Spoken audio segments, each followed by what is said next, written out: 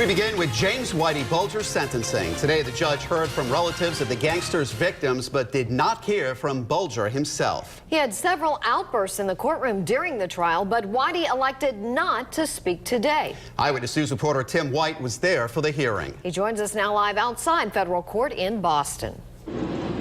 Bulger opted to be sentenced in silence, declining to say anything in court. But family members of his victims chose differently and spoke directly to Bulger about how his reign of terror impacted their families.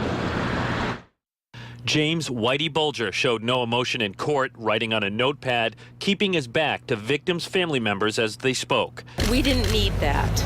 I know that he could hear us, and he heard everybody else. Edward Connors was gunned down by Bulger and his crew in 1974. His daughter spoke in court. I think, if anything, he's guilty of killing far more people than he's accused of in this trial. 11 people rose to speak during day one of sentencing. Bulger wasn't one of them. His defense attorney says his client feels he didn't receive a fair trial because he wasn't allowed to call certain witnesses or argue he had immunity from the government. The trial became a sham in his mind as a result.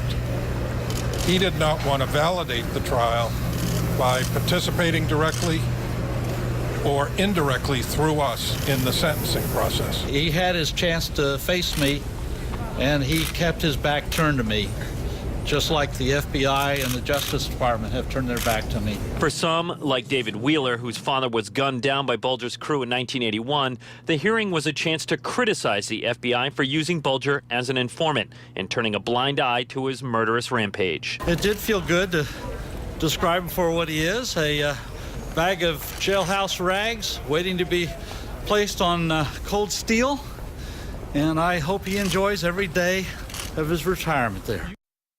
Bulger was convicted of 31 counts, including 11 counts of murder. Prosecutors are asking for 2 life sentences plus 5 years.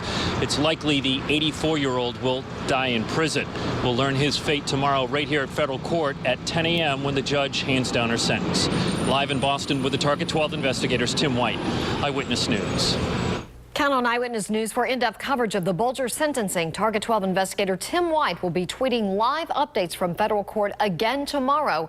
That will go right to our website, WPRI.com. We will also have the very latest developments on the hearing on the air right here on Eyewitness News.